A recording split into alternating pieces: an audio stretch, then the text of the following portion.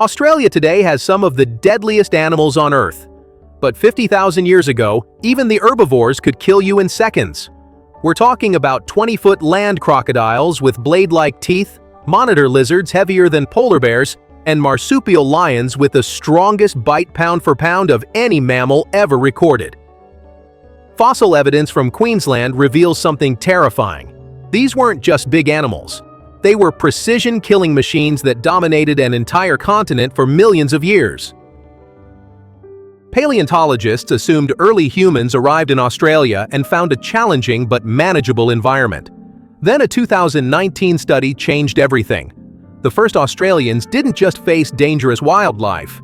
They walked into a nightmare ecosystem where reptiles ruled the food chain and mammals evolved into something unrecognizable.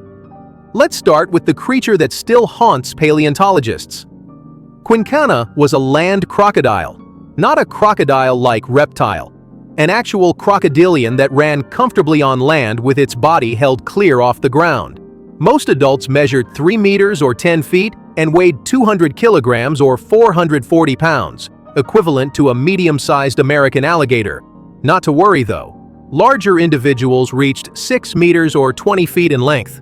The skull structure tells you everything you need to know about how this animal hunted. Quinkana had zyphodont teeth, the same blade-like serrated design seen in Tyrannosaurus rex and Allosaurus. Each tooth was laterally compressed and heavily serrated, designed to slice through flesh like a fillet knife through butter. Unfortunately for prey, these teeth weren't just for show. Bite mark analysis on fossilized bones reveals Quinkana could tear through muscle and sinew in single bites, taking down animals considerably larger than itself. You couldn't even escape by jumping in the water. Fossil evidence suggests Quinkana was an accomplished swimmer despite spending most of its life on land. Its tail structure shows adaptations for both terrestrial sprinting and aquatic propulsion, so this crocodile could chase you on land, then follow you into the water if you tried to escape. Talk about evolutionary overkill. But here's what makes it worse. Quinkana wasn't even the apex predator. That title belonged to something that still defies belief. Megalania, also known as Varanus priscus, was the largest terrestrial lizard ever recorded. Paleontologists never agree on exact measurements, but even conservative estimates give it a length of 3.5 meters or 11 feet with a weight of 158 kilograms or 348 pounds. That's as long as a sea lion and as heavy as a reindeer. Shockingly, those are the minimum estimates. Studies based on fragmented remains suggest Megalania potentially reached lengths of 7.9 meters or 26 feet. At maximum size, this monitor lizard weighed 2 tons, making it 8.5 times heavier than the longest recorded anaconda, but with a robust muscular build designed for active predation. In case you needed more proof this thing was unstoppable, it possessed razor-sharp recurved teeth up to 15 centimeters or 6 inches long, perfect for gripping struggling prey. Megalania used tremendously powerful legs and sharp claws to bring down prey and defend territory. Modern Komodo dragons, its closest living relatives, have been recorded taking down water buffalo. Scale that up to an animal 3 times larger with proportionally stronger limbs, and you're looking at something that could kill essentially anything it encountered. Unfortunately for every other animal in Australia, there's more bad news. Like all modern monitor lizards, Megalania was likely venomous. Not just toxic saliva. Actual venom glands that produced anticoagulant compounds similar to snake venom. This venom prevents blood from clotting, which leads to shock, infection, and eventually death, even if the prey escapes the initial attack. Komodo dragons use a bite-and-retreat hunting strategy, letting venom do the work while they track wounded prey for hours or days. Then a 2009 study from the University of Melbourne proved Megalania had the same skull structure and probable venom delivery system.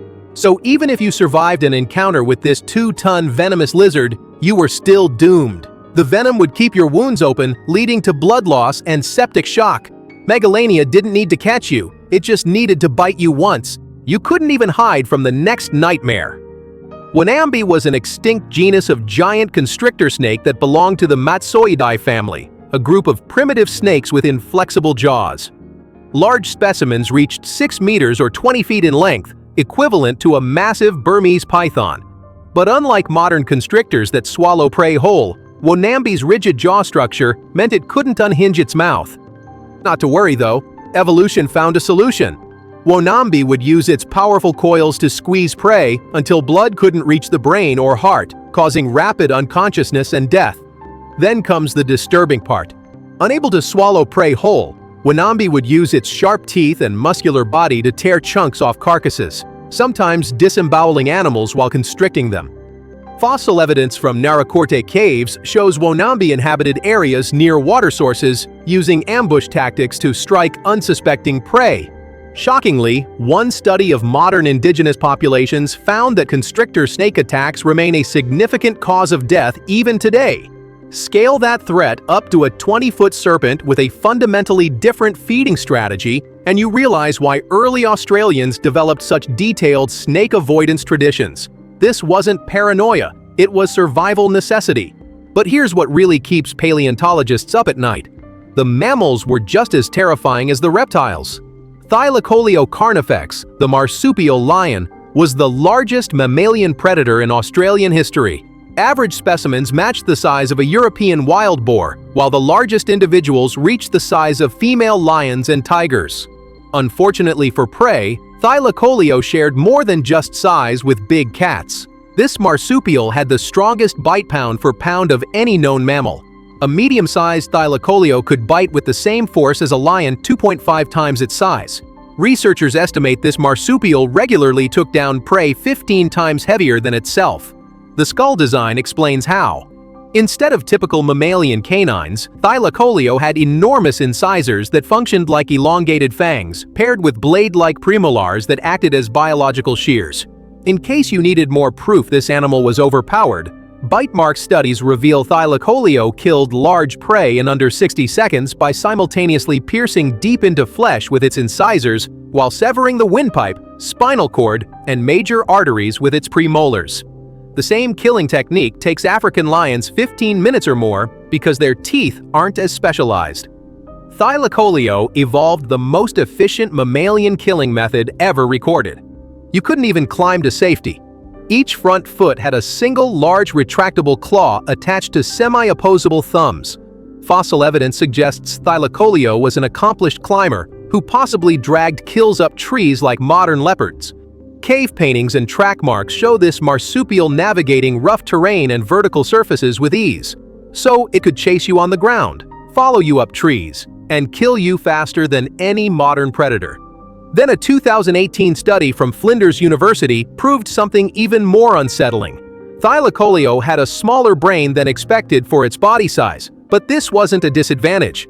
The reduced brain size allowed space for extremely dense jaw muscles and wide, sturdy cranial bones. This marsupial literally sacrificed cognitive capacity to maximize killing power. Talk about evolutionary specialization. But herbivores didn't just accept being prey. Diprotodon was an extinct marsupial whose closest living relative is the wombat. Except this wombat weighed up to 3.85 tons, equivalent to a fully grown Asian elephant. Fossil sites across Australia contain Diprotodon remains with Thylacoleo bite marks, suggesting these two megafauna regularly interacted. Shockingly, many Diprotodon bones show healed injuries, meaning they survived attacks. The reason becomes clear when you examine the skull. Diprotodon was strictly vegetarian, but it possessed a bite force reaching 11,000 newtons at the back molars. That's more than enough power to shatter a human femur in a single bite. Size alone made Diprotodon nearly invulnerable to most predators. Add in a bone-crushing bite and thick hide, and you understand why even Megalania might think twice before attacking a healthy adult. Unfortunately for anything smaller, there were also the birds. Genyornis was a flightless bird that belonged to the Dromornithidae family, also called thunderbirds. Adults regularly grew taller than humans, averaging 2 meters or 6.5 feet in height. The robust skeletal structure gave Genyornis durability and weight, resulting in adults weighing 250 kilograms or 550 pounds, equivalent to a quarter ton. Despite their menacing appearance, Genyornis were herbivores. Not to worry though. They had giant, robust beaks and sharp claws perfectly capable of warding off predators that got too close. Fossil evidence from Lake Calabana shows Genyornis traveled in groups, suggesting social defense strategies. A charging 550-pound bird with a beak strong enough to crush bone was something even Thylacoleo would avoid. But here's what makes prehistoric Australia truly nightmarish. Every dangerous animal in modern Australia was also present 50,000 years ago. We're talking saltwater crocodiles, great white sharks, venomous snakes, deadly spiders, and lethal jellyfish.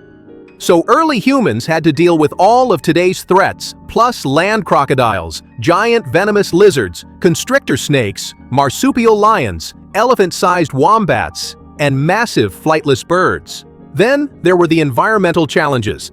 Australia 50,000 years ago experienced extreme droughts, shifting climates, and unpredictable resources. Fossil evidence from multiple sites reveals many megafauna died near dried-up water sources, suggesting severe water stress. Not to mention other extinct animals I haven't covered, including giant turtles, additional crocodilian species like Palymnarchus, and various extinct kangaroos with different adaptations. And yet, humans survived. In fact, they thrived. Archaeological evidence shows early Australians not only coexisted with these megafauna, but actively hunted them. Butchered diprotodon bones with stone tool marks prove humans preyed on elephant-sized marsupials. Thylacoleo remains found with burned bones suggest humans used fire to drive these predators away or possibly hunted them directly. A 2017 study analyzing megafauna extinction patterns revealed something fascinating. Most Australian megafauna disappeared within a few thousand years of human arrival. Not all at once like an asteroid impact would cause. Gradually, as human populations expanded and hunting pressure increased. Some scientists argue climate change played a role, but the correlation between human arrival and extinction is undeniable. So what does this tell us? Prehistoric Australia was objectively deadlier than anywhere else on Earth at that time. Reptilian predators ruled the food chain. Mammals evolved into specialized killing machines. Even herbivores developed weapons capable of inflicting fatal damage. Every ecosystem contained multiple apex predators competing for resources. And when humans arrived, they didn't just adapt, they dominated. They hunted animals 10 times their size. They survived attacks from predators with the strongest bites ever recorded. They navigated an environment where reptiles, mammals, and birds all posed lethal threats.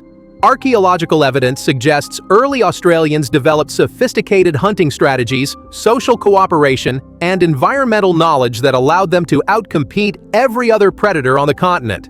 That's the reality of prehistoric Australia.